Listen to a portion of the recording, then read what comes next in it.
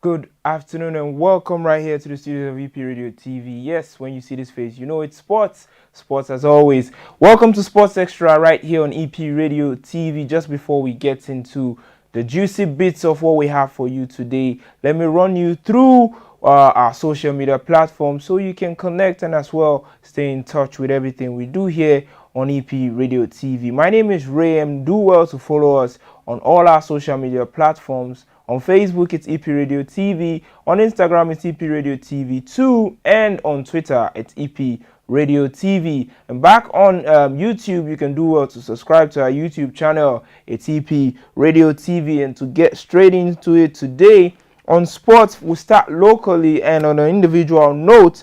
Asamoah Gyan blacklist Joy FM for asking Ghanaians how they felt or how they still feel about his penalty miss at the South Africa 2010 World Cup against Uruguay. Yes, the veteran striker wasn't happy about the post put out by Joy FM, and he had to express himself through his Twitter accounts to make Ghanaians and also Joy FM know about how disappointed he is in their post, reminding Ghanaians of that low moment during our football year in 2010. And he read, I quote, "I have lost respect for you guys. From today, at Joy 997 FM is out of my list. You should be ashamed of yourself. Learn to respect SMH," which is short for shaking my head.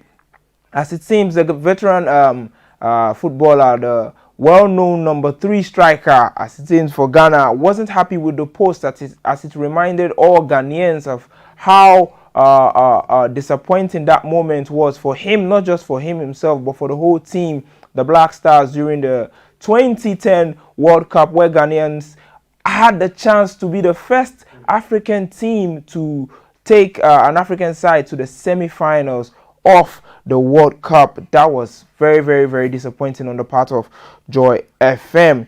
Moving on to other news internationally, and I'm talking about the English Premier League. A mammoth clash is about to take place on Super Sunday. Yes, Liverpool host Manchester City, and this fixture will go a long way to deciding where the title goes. Or as it seems, if it ends in a draw, there might be other teams who might profit from it. And now Liverpool are not in such good form as it seems.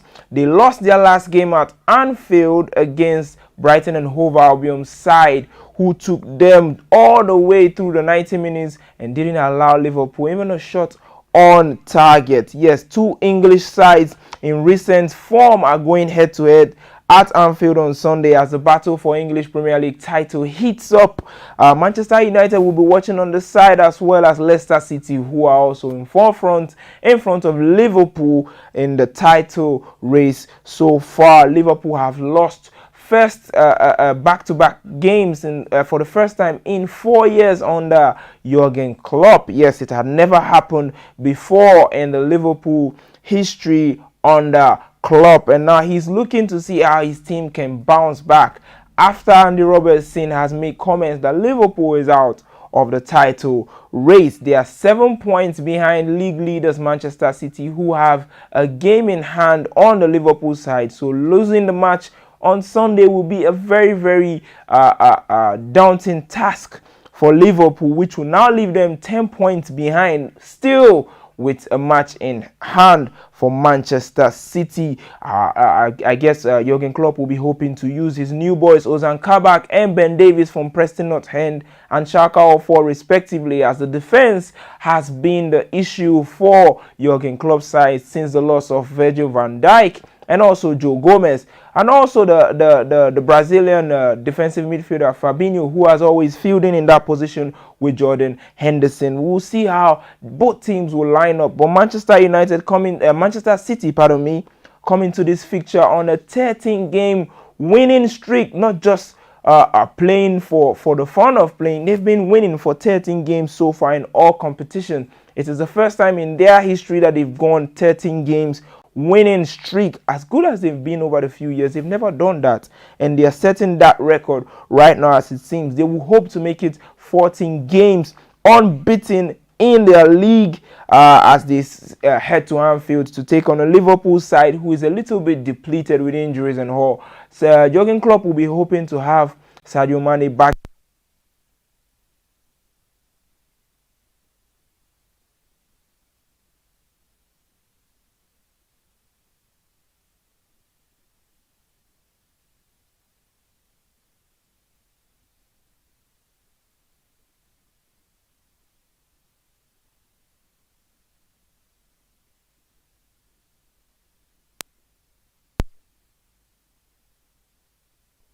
Was as they hosted Chelsea with Thomas Tuchel taking his side over to Tottenham, where they beat Jose Mourinho's side and created history for the man. Yes, Jose Mourinho finally lost back-to-back home games for the first time in his illustrious career as Chelsea defeated Tottenham Hotspur by a single goal to nil. It was a very lackluster performance from the Tottenham outfit, and Jose Mourinho had Gareth Bale on the bench but opted not to play the Welsh Wizard. Yes, Jorginho's first half penalty saw Chelsea take away all 3 points back to the bridge as Thomas Tuchel has played 3 games and kept 3 clean sheets without conceding. That's some record. And also there's some record broken for Chelsea goalkeeper Edouard Mendy, who is the second fastest to 10 clean sheets, just behind Chelsea legend Peter Cech. Yes, it was a cracking game as Chelsea had the initial on in the match. The foul was committed by Eric Dyer in the 18-yard box of Tottenham, and the referee had no choice but to point to the spot and had Chelsea a penalty where Jorginho tucked it home in style and handed Chelsea the 3 points. Jose Mourinho, after the match, had a press conference and decided not to reveal to everyone why he kept one of their marquee signings during the summer in Gareth Bale on the bench despite chasing the game. Yes, they didn't have Harry Kane, obviously. He was out with an ankle injury. I think in the past 2 games he hasn't played, and they had Vinicius leading the line in attack for them, the new signing from Benfica. He had not hit the ground running. He had some cameo appearances in the Europa League and FA Cup, and I think the EFL Cup before they crashed out. But he led the line against Chelsea with Son Heung-min, the Korean, but it wasn't to be for Tottenham Hotspur as they lost their 3rd straight home game this season. They will hope that they will bounce back after that defeat as they travel all the way to West Bromwich Albion this weekend to take on Sam Allardyce's side.